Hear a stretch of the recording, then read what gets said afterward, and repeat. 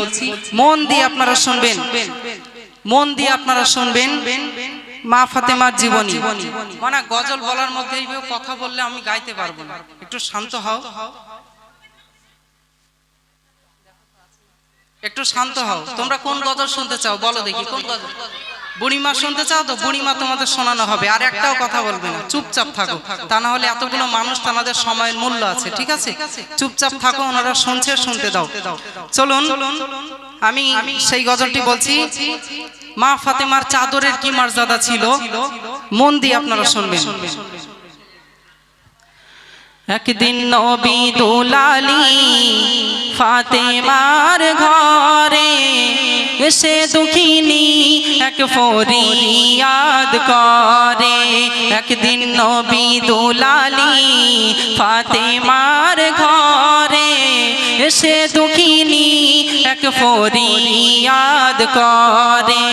3 দিন খাইনি কিছু, 3 দিন খাইনি কিছু, আছি অনাহারে।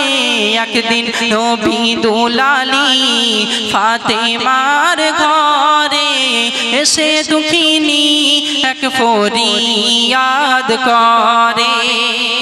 সেই দুঃখিনী মা এসে মা ফাতেমাকে কি বলছে শুনুন। যদি মা ফাতেমা, যদি মা আমাকে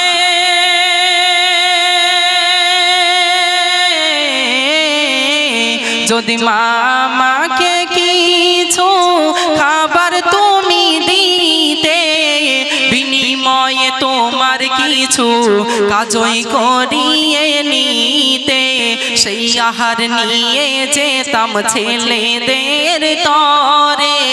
এই দয়াটুকু করো আমারই উপরে। 3 দিন খাইনি কিছু, আছি অনাহারে।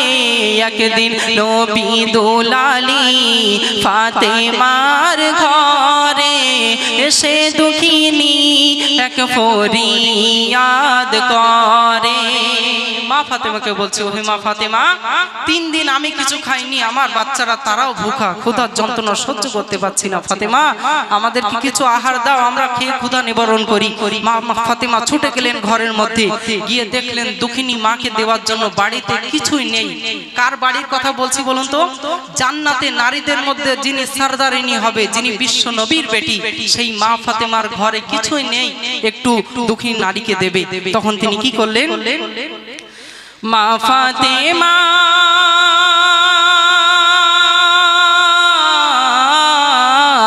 মা ফাতেমা শোনে যখন দুঃখিনীর সেই কথা, কিছু না দিতে পেরে ওই পাই বড় ব্যথা।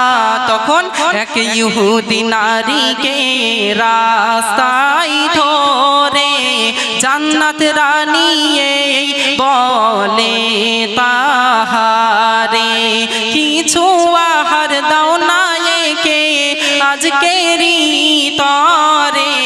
একদিন নবী দুলালী, একদিন নবী দুলালী ফাতেমার ঘরে এসে দুঃখিনী এক ফরিয়াদ করে।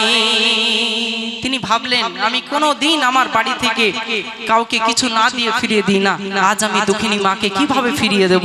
তাই তিনি ছুটে গেলেন একটি ইসলামের চরম দুশ্মন ইহুদি নারীর কাছে, গিয়ে করজোড়ে নিবেদন করে বলছেন, দেখুন আমার বাড়িতে একজন দুঃখিনী মা এসেছে, সে ক্ষুধার যন্ত্রণা ছটফট করছে, সে তাকে কিছু আহার দিতে চাই, আমার ঘরে কিছু নেই, আপনি যদি কিছু আহার দিতেন সে অন্তত প্রাণে বেঁচে যেত। তো তখন ইহুদি নারী সুযোগ ধরে বিশ্বনবীর কলিজার টুকরি ফাতেমাকে অপমানিত করার জন্য কি করেছিলেন শুনুন। ইহুদি সে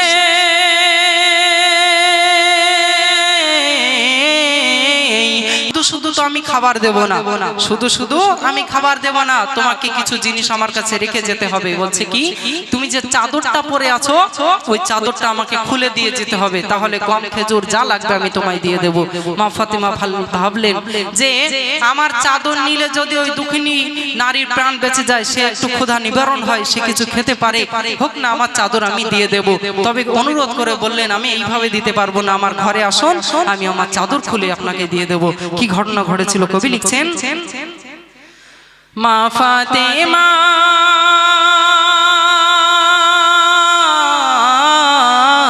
মা ফাতেমা ইহুদির সেই বিবিকে বলে, এসো আমার ঘরে তোমায় চাদর দেব খুলে। আসলো যখন ইহুদি নারী তার ওই ঘরে, চাদর খুলে ফাতেমা হাতে তার ওই ধরে। এ কাজ করলো বিবি ইহুদি, এ কাজ করলো বিবি ইহুদি, অপমানিত করার তরে। একদিন নবী দুলালী ফাতেমার ঘরে, এসে দুঃখিনী এক ফরিয়াদ করে। গম খেজুর দিয়ে দিলেন দুঃখিনী নারীকে। এদিকে ইহুদি নারী বিশ্বনবীর কলিজার টুকরি ফাতেমা সেই চাদরটা পেয়ে এত আনন্দিত উল্লাস করতে করতে বাড়ি ফিরে এসেছে। স্বামীকে বলছে, দেখো আমি আজ বড় মহৎ একটা কাজ করেছি। বলছে, কি এমন কাজ করেছো তুমি? বলছে, সকলে বলে তাদের নবীর বেটির সম্মান নাকি অনেক অনেক বেশি, চাদরের নাকি অনেক মর্যাদা, সে নাকি জান্নাতে নারীদের মধ্যে সরদারিনী হবে। দেখো আমি তার চাদরটা খুলে নিয়ে চলে এসেছি। দুজনে স্বামী স্ত্রী হাসি ঠাট্টা করছে, চাদরটা ছুঁড়ে একবার ঘরের এই কোনায় ফেলে দিচ্ছে, একবার ওই কোনায় ফেলে দিচ্ছে, হাতে লকড়াচ্ছে, পায়ে লকড়াচ্ছে। কিন্তু গভীর রাত্রে সেই চাদর থেকে কি ঘটনা ঘটে গিয়েছিল কবি ছন্দের মাধ্যমে লিখছে। যুবক ভাইরা ভালো লাগলে সুবহানাল্লাহ বলবেন। ঘরে গিয়ে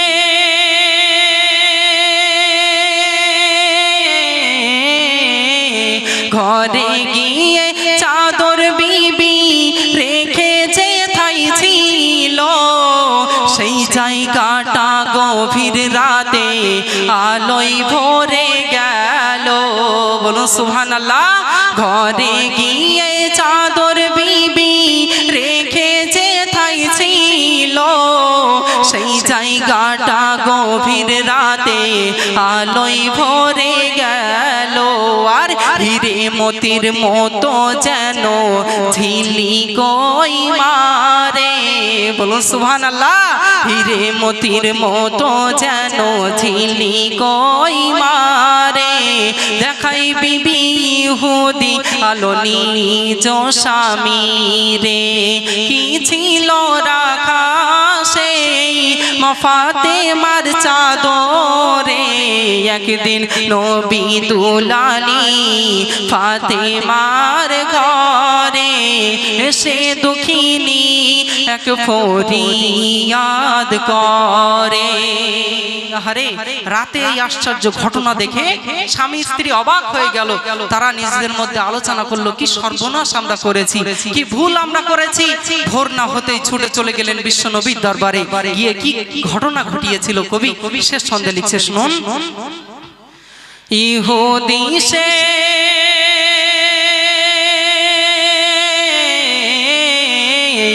ইহুদি সেই স্বামী স্ত্রীতে নবীর কাছে এলো, আর কলেমা পড়ে দিন ইসলামে দাখিল হয়ে গেল। বলুন সুবহানাল্লাহ। ইহুদি সেই স্বামী স্ত্রীতে নবীর কাছে এলো, আর কলেমা পড়ে দিল ইসলামে দাখিল হয়ে গেল।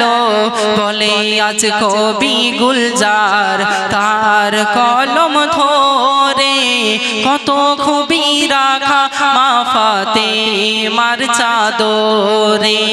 যার প্রশংসা দেখো আজ এ দোনো জাহান করে। একদিন নবী দুলালী ফাতেমার ঘরে, এসে দুঃখিনী এক ফরিয়াদ করে। তাকবীর দেন সবাই মিলে, নারে তাকবীর। আরো মহব্বতের সাথে দেন তো নারে তাকবীর। মাশাআল্লাহ। শুনলেন ঘটনামূলক একটি গজল আমি আপনাদের মাঝে পরিবেশন করলাম। এখানে আরো কয়েকটি গজল লিখে পাঠিয়েছেন আমার ভাইরা। আমার ইউটিউবে আরেকটি গজল খুব ভাইরাল হয়েছিল, দেখেছিলেন? সিরিয়ালে পাগল হলো সারা জামানা, নামাজ ভোলে কিন্তু সিরিয়াল দেখতে ভোলে না। এরকম